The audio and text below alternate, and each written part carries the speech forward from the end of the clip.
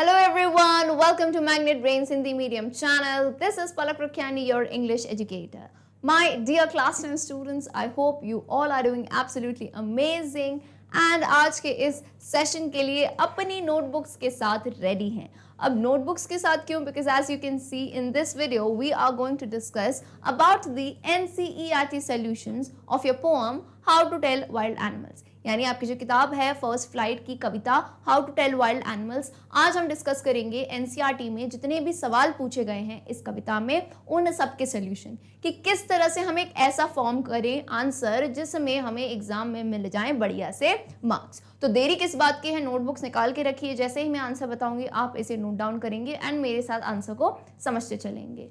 So let's begin with the class and before beginning मैं फटाफट से बता दूं कि हमारे चैनल पे आपको कोई भी टाइप का चार्ज पे करने की जरूरत नहीं है. सारी education it is absolutely free. यानी ऐसा मैं एक दो वीडियोस के लिए नहीं कह रही हूँ. All the videos related to your class 10th are absolutely free of cost because we believe कि यार क्वालिटी एजुकेशन और फ्री एजुकेशन सबको मिलना चाहिए. तो चलिए शुरुआत करते हैं एनसीईआरटी सॉल्यूशंस की. तैयार हो जाइए अपनी किताबों के साथ. अब ऑलरेडी मैं आपको एक कविता पढ़ा चुकी हूँ, पूरा एक्सप्लेनेशन एंड समरी दे दी है.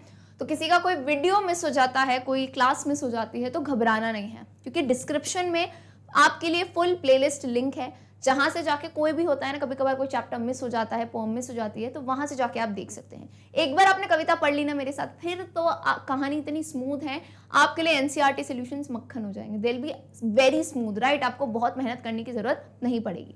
सो आते हैं हम एक्सरसाइजेस पे. आपको दिया होगा heading thinking about the poem में कुछ सवाल. Question number 1 which says, does dine really rhyme with lion? Can you say it in such a way that it does? अब बहुत ही शानदार सवाल है और ये सवाल जो है ना फर्स्ट स्टैंजा पे ही बेस्ड है. जिसको याद हो है ना, कविता का जो पहला स्टैंजा है उसमें कवियत्री ने, जो हमारी पोइटिस है कैरोलिन विल्स, उन्होंने किसकी बात करी थी, कौन सा एनिमल की? Asiatic lion. क्या सभी को याद है? एशियन शेर की बात करी थी उन्होंने. अब उन्होंने एक चीज यहां करी कि एक्चुअल में डाइंग वर्ड, डाइंग समझ आता है ना, मरना, तो डाइंग की स्पेलिंग एक्चुअल में होती है DYING, लेकिन कवियत्री ने कविता में उसे लिखा था DYIN. तो अब बोल रहे हैं कि क्या ये वर्ड लायन के साथ, क्योंकि अगली ही लाइन में आखिरी वर्ड लायन था एंड आपको पता है कविताओं में राइम करने के लिए कवि जो है कभी कभार चेंज कर देते हैं वर्ड में. तो आपसे पूछ रहे हैं क्या सही में ये वर्ड लायन से राइम करता है और क्या आप इसे ऐसे वे में कह सकते हैं कि वो राइम करे. ठीक है, क्योंकि अगर मैं इसे यहां पढ़ूंगी, मेरी आवाज को ध्यान से सुनना है ना, प्रोनाउंसिएशन सुनना. अगर मैं बेटा इस वर्ड को पढ़ूं डाइंग, डाइंग और लायन में लग जा रहा है, लेकिन यहां कवियत्री ने बहुत ही स्मार्टली इसे ऐसे लिखा है. तो जब तुम DYIN बोलोगे तो कैसे बोलोगे? Dyin', dine. इसे डाइंग, इसे क्या बोलोगे? Dyin', dyin'. तो डाइन और लायन, डायन लायन, ये मैच कर रहा है ना, ये राइम कर रहा है. तो यही स्मार्टनेस थी पोइटिस की. उन्होंने राइम करने के लिए बस इसमें से एक जी हटा दिया. ये इन लोगों का एक्चुअली बोलो मैम क्या ऐसा हो सकता है? तो पोइट्स को एक्चुअली जो कवि होते हैं उनको पोइटिक लाइसेंस मिलता है. लाइसेंस यानी उन्हें अधिकार होता है कि भाई आप अपनी कविता में राइम करने के लिए चेंजेस कर सकते हैं. ठीक है, कॉन्सेप्ट समझ आया? मैं कभी भी रटाने में नहीं मानती हूँ, इसलिए पूरा एक्सप्लेनेशन आपको समझाती हूँ. ठीक है, तो सिंपली आंसर क्या जाएगा? तुम एक्चुअल में बताना कि नो, डाइंग जो वर्ड है actual, it does not rhyme with lion. So it is for this reason, इसी वजह से पोइट ने जो है डाइंग यूज किया. So that we when we pronounce it, pronounce यानी जब हम उसका उच्चारण करते हैं तो वो लायन के साथ जो है राइम करे. ठीक है, dyin' and lion. So a very simple and easy peasy answer रहा है. चलिए, अगर आप नोट डाउन कर सकते हैं जल्दी तो बहुत अच्छी बात है, और मिस हो जाता है तो मैं वैसे ही साइड रहती हूँ, आप लोग स्क्रीनशॉट भी ले सकते हैं, या free to take screenshots. Okay, moving on to question number 2. आइए इस सवाल को समझते हैं. How does the poet suggest that you identify the lion and the tiger? One can you do so according to him. Him नहीं था वैसे, यहाँ हर आना था, लेकिन आपके सवाल में हिम दिया है. कैरोलिन विल्स एक फीमेल पोइट है, पोइटिस है. ठीक है, चलिए तो चलो सवाल पे ध्यान दो. वैसे तो how does the poet suggest, अब कवियत्री कैसे बताती हैं कि आप लायन और टाइगर को आइडेंटिफाई पता है यार, पूरी पोएम ही उसी पे बेस्ड है कि कैसे आप इन जानवरों को पहचान सकते हो. तो यहाँ पूछ रहे हैं कि लायन और टाइगर को कैसे आइडेंटिफाई कर सकते हो. तो कविता में बहुत ही अच्छे से अपन ने पढ़ा था कि क्या क्या फीचर्स उन्होंने बताए थे. सो this is a really good question, you can put a star mark, है ना. यही मेन इसी टाइप के सवाल आ सकते हैं. तो लायन और टाइगर के बीच में क्या क्या डिफरेंस बताया था, आ जाओ एक एक करके देखते हैं. ठीक है, रटना नहीं है, याद करोगे और उसको अंग्रेजी में शब्दों में पुट करना है. सिंपल सा कॉन्सेप्ट है. ठीक है, जो बच्चे कहते हैं मैम लर्न नहीं होते इंग्लिश के आंसर, तो लर्न बाद में करना है यार, पहले समझो, कॉन्सेप्ट याद करो and then make the sentence in English. तो लायन के बारे में क्या कहा था, अगर आप एशियाई जंगलों में जाओ और अगर आपके सामने एक large and tawny beast, tawny TAWNY, tawny का मतलब क्या होता है, येलोइश ब्राउन रंग का. टॉनी एक रंग होता है, टॉनी यानी येलोइश ब्राउन रंग का जानवर दिखे आपको, जो आपके सामने रोर करे, है ना, एकदम दहाड़े, और आप समझो कि आप गए, मर गए, है ना, तो समझना कि वो एक एशियाटिक लायन है. और उसी जगह कंपैरेटिवली उन्होंने टाइगर के लिए क्या कहा था, टाइगर के लिए उन्होंने कहा कि आप घूमते घूमते एक ऐसे जानवर के पास आए जिसके बॉडी पे, येलो बॉडी पे, है ना, येलो बॉडी पे क्या है, ब्लैक स्ट्राइप्स हैं. आपको पता है लायन की बॉडी पे क्या होती हैं, स्ट्राइप्स होती हैं. येलो बॉडी पे ब्लैक स्ट्राइप्स हैं. ठीक है, और अगर वो आपको खा जाए, साइलेंटली आप पे अटैक करे, है ना, खा जाए, आप खत्म हो जाओ, है ना, तो आप क्या समझ आना, वो एक टाइगर है. ठीक है, बंगाल टाइगर है. सो ये कुछ कुछ बातें कही थी, अब इन्हें हमें वर्ड्स में पुट करना है. ठीक है, बिकॉज इंग्लिश है तो आप ऐसे करके नहीं लिखोगे, है ना, आपको वर्ड्स में पुट करना है, पैराग्राफ में पुट करना है. So here is your answer. A lion is a large and tawny beast. Tawny में आपको बता चुकी हूँ, फिर से चाहो तो आप अलग से लिख सकते हो. टॉनी का मतलब होता है येलोइश ब्राउन रंग. शेर का कलर देखा है ना, येलोइश ब्राउन कलर का होता है लायन, तो tawny is basically yellowish brown colour. Beast यानी, बीस्ट क्या होता है, जानवर. So a lion is a large and tawny beast. A Bengal tiger has black stripes on its yellow body, और उसके येलो शरीर पे ब्लैक स्ट्राइप्स यानी धाराएं होती हैं काले रंग की. फिर लायन के लिए कहा है अ लायन रोर्स. लायन दहाड़ता है when it falls upon its prey. Prey यानी क्या होता है, PREY, प्रे शिकार. तो लायन, एक शेर जब अपने शिकार पे जंप करता है तो वो एक दहाड़ के साथ, उन्हें आपने वीडियोस में भी देखा होगा बहुत. वाइल अगर एक बाघ, एक टाइगर अटैक करता है तो वो शांति से आपको खा जाता है. ठीक है, so we can identify the two while roaming in the jungle, और हम इन दोनों को पहचान सकते हैं वाइल रोमिंग. रोमिंग यानी जंगल में घूमते हुए. ठीक है, सिंपल पॉइंट है, कहाँ दिक्कत है, कोई दिक्कत नहीं आई, बात याद करी और उसको जो है लाइंस में उतार दिया. ठीक है, तो इसमें कोई रट्टाफिकेशन, कोई मैम ऐसे बार बार पढ़ रहे हैं, ऐसा कुछ भी नहीं करना है. ओके, चलिए आते हैं हम हमारे अगले सवाल पे, जो आपकी स्क्रीन के ऊपर ये रहा. Question number 3 says, do you think the words left and lep in the third stanza are spelled correctly?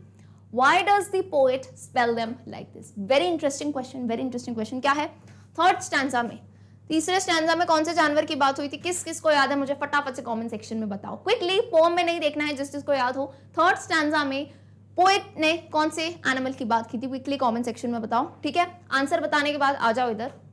जो थर्ड स्टैंजा में लेफ्ट और लेप वर्ड यूज किया गया है ना, तो कवि यहाँ पे सवाल पूछ रहे हैं कि क्या ये स्पेल्ड करेक्टली है, क्या इनकी स्पेलिंग सही है, और अगर सही नहीं है तो कवि ने ऐसा स्पेल क्यों किया, क्या कवि को पता नहीं है एक्चुअल स्पेलिंग क्या होती है, हैं? ऐसे इतने बड़े पोएट बन गए वो. सो यू ऑल नो यहाँ पे क्यों किया है कवि ने ऐसा, तो बेसिकली यहाँ पे एक रिदम बनाने के लिए किया है.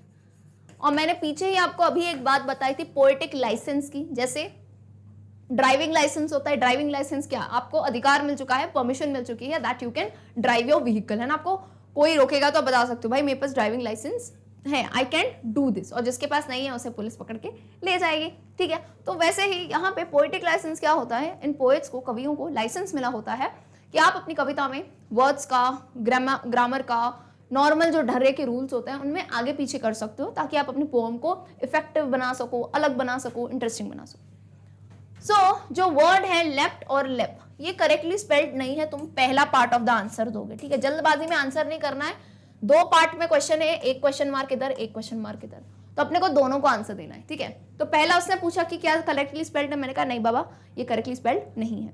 फिर क्यों स्पेल किया ऐसे पोएट ने, क्या मजबूरी आनी पड़ी. सो the poet has spelled them like this in order to maintain the rhythm of the poem, and such a poetic device is called poetic license. क्या बोला मैंने कि कवि ने जो है ये ऐसा क्यों किया है, उन्होंने ऐसा इसलिए किया क्योंकि वो चाह रहे थे कि पोएम की एक रिदम जा रही थी ना, तो वो रिदम मेंटेन हो। और ऐसा कैसे किया उन्होंने, क्योंकि पोएटिक डिवाइस यूज किया, that is poetic license. The correct spelling of the word, अब तुम शांति से करेक्ट स्पेलिंग भी बता देना, पूछी नहीं है लेकिन बता देना, ठीक है, कि the correct spelling of the words left, LEPT, left की करेक्ट स्पेलिंग क्या है, LEAPT। अरे भाई आजा, LEAPT, और LEP की स्पेलिंग है LEAP, leap. And leap word का बेसिकली मतलब क्या होता है, लीप वर्ड का होता है किसी के ऊपर लाइक झपट्टा मारना या छलांग मारना, okay, this is the correct word. The poet has intentionally word का मतलब क्या होता है, जानबूझ के, है ना, उन्हें पता था।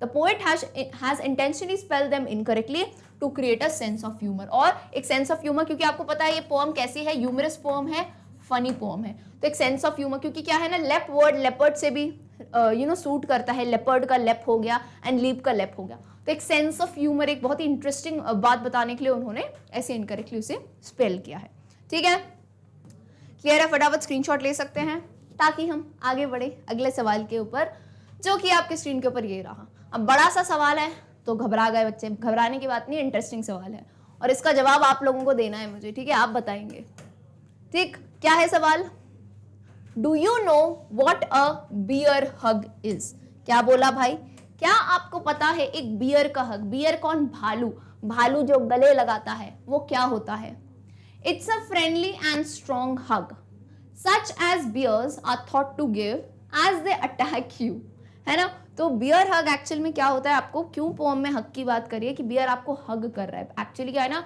बियर इतना बड़ा होता है, इतना मोटू सा होता है ना, तो आपको क्या करेगा, तुम समझो एक बियर है और आप सामने हो, वो एक्चुअल में इसका तरीका होता है कि हग करके वो आपको वहीं पे जो है ना हग टू डेथ कर दे, मतलब वही आपका लास्ट हग हो जाएगा, दबोच लेता है वो बेसिकली आपको, ठीक है। तो वो आपको ऐसे हग देगा जैसे प्रेम कर रहा है, लेकिन आपको वो खत्म कर देगा, है ना, पूरा अटैक कर देगा आपके ऊपर।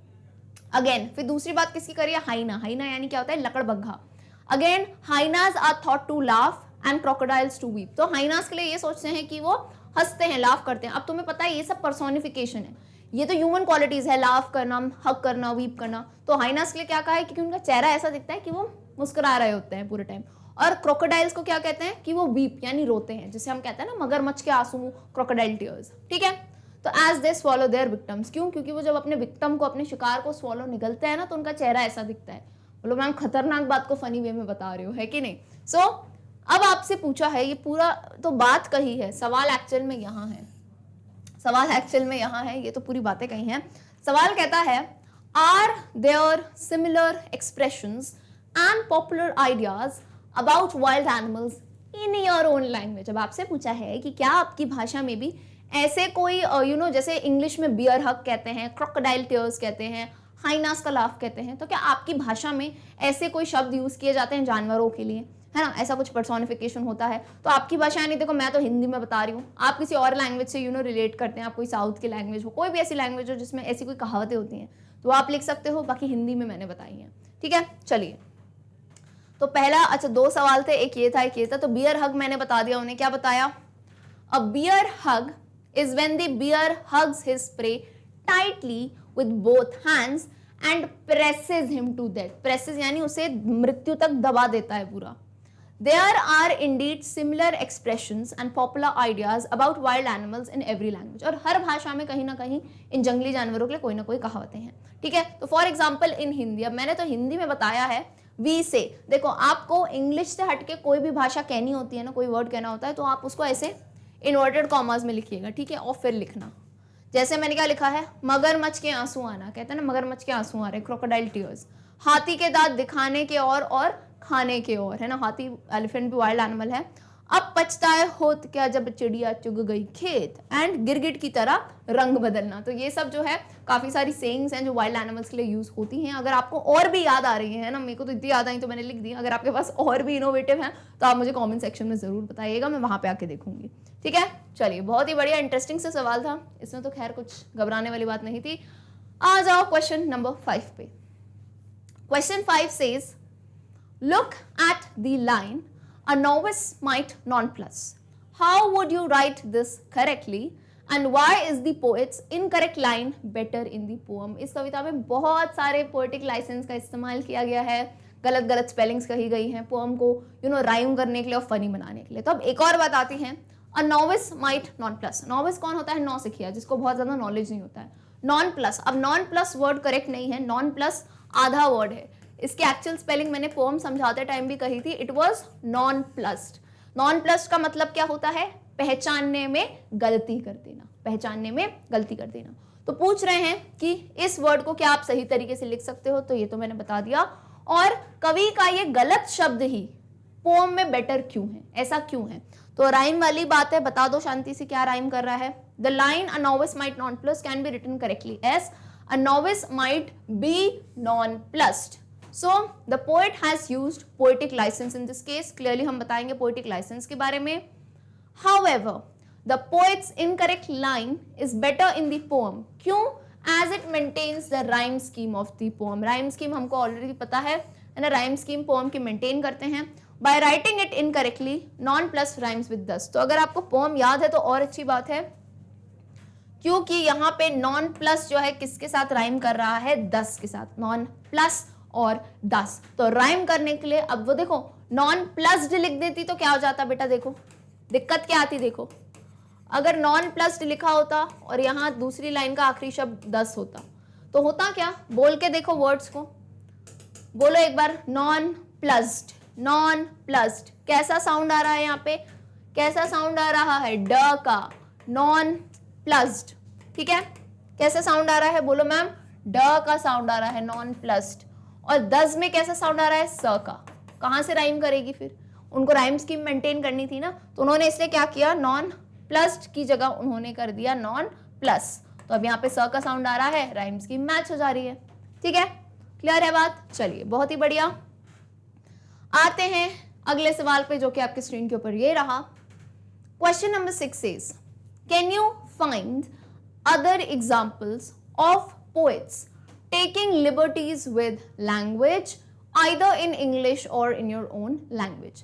Can you find examples of humorous poems in your own language? अब आपसे ये थोड़ा उन लोगों के लिए है जिनका रीडिंग में बहुत शौक है, जिनका नॉलेज थोड़ा और बड़ा हुआ है, या फिर आप अपनी जो ऑलरेडी आपने क्लास 10th में या 9th में पहले कविताएं पढ़ी हैं, तो उनसे आप रिलेट कर सकते हो कि ऐसे आपने कहीं और एग्जाम्पल दिए हैं कि कविताएं जो है लैंग्वेज की लिबर्टी ली हो। लैंग्वेज की लिबर्टी यानी कि ऐसी ह्यूमरस पोएम्स उन्होंने बनाई हो, या फिर पोएटिक लाइसेंस का इस्तेमाल किया हो, ग्रामर गलत करके या स्पेलिंग आगे पीछे करके। ऐसा कोई और एग्जाम्पल है तो यहाँ मैंने आपकी सुविधा के लिए एग्जाम्पल दे दिए हैं, आप इन्हें नोट डाउन कर सकते हैं। So one can find plenty of examples in poetry where poets take liberties with language. plenty यानी बहुत सारे, है ना, बहुत सारे एग्जाम्पल्स ऐसे देखने को मिल सकते हैं जहाँ पोएट लिबर्टी का मतलब होता है किसी भी चीज़ का फायदा उठाना, है ना, यू हैव द लिबर्टी या you have the freedom to do this, है ना। तो उन्होंने काफ़ी लिबर्टी ली है लैंग्वेज की। This is called poetic license. Poets take such liberties in order to create proper rhyming and rhythm, और वो ऐसे ही नहीं करते हैं क्योंकि उन्हें कविता की राइमिंग और रिदम मेंटेन करना है। फॉर एग्जाम्पल, अब मैंने एक अलग ही पोएम की लाइन लिया यहाँ पे। For example, in the following lines the word pressed is used instead of pressed so that it may rhyme with breast. यहाँ पे देखो, ये दो लाइन्स है कविता की। A tree whose hungry mouth is pressed against the earth's wet following breast. अब यहाँ पे एक्चुअल में ये जो वर्ड है, ये वर्ड pressed कुछ भी नहीं होता है, ये वर्ड एक्चुअल में है pressed। लेकिन अब क्यों किया है कवि ने ऐसा? क्योंकि उन्हें ब्रेस्ट के साथ जो है राइम करना था। अब मुझे एक बात बताओ, अगर ये दो वर्ड्स देखो यहाँ पे, एक हो गया प्रेस्ड, अगर कवि एक्चुअल में प्रेस्ड लिख देते तो क्या होता? देखो अब मुझे बताओ, क्या बताओगे? प्रेस्ड में कैसा साउंड आ रहा है? ड का, प्रेस्ड। और ब्रेस्ट में कैसा साउंड आ रहा है? ट का। क्या राइम होती? नहीं होती। तो यहाँ पे क्या किया कवि ने? प्रेस्ड को बना दिया प्रेस्ड, तो प्रेस्ड ट हो रहा है, राइम कर गया। So this is basically poetic license. यहाँ पे भी, इस कविता में भी उन्होंने लिबर्टी ली है वर्ड को चेंज करने की, स्पेलिंग को थोड़ा आगे पीछे करने की। क्लियर है? आपके पास और कोई एग्जाम्पल है, आप उसे भी लिख सकते हैं, नो प्रॉब्लम। ठीक, चलिए बहुत ही बढ़िया, आते हैं हम हमारे अगले और आई थिंक यस आखिरी सवाल पे। That is question number 7। Let's first read the question. पहले क्वेश्चन समझो अच्छे से, थोड़ा लेंथी क्वेश्चन है। Much of the humour in the poem arises from the way language is used, although the ideas are funny as well.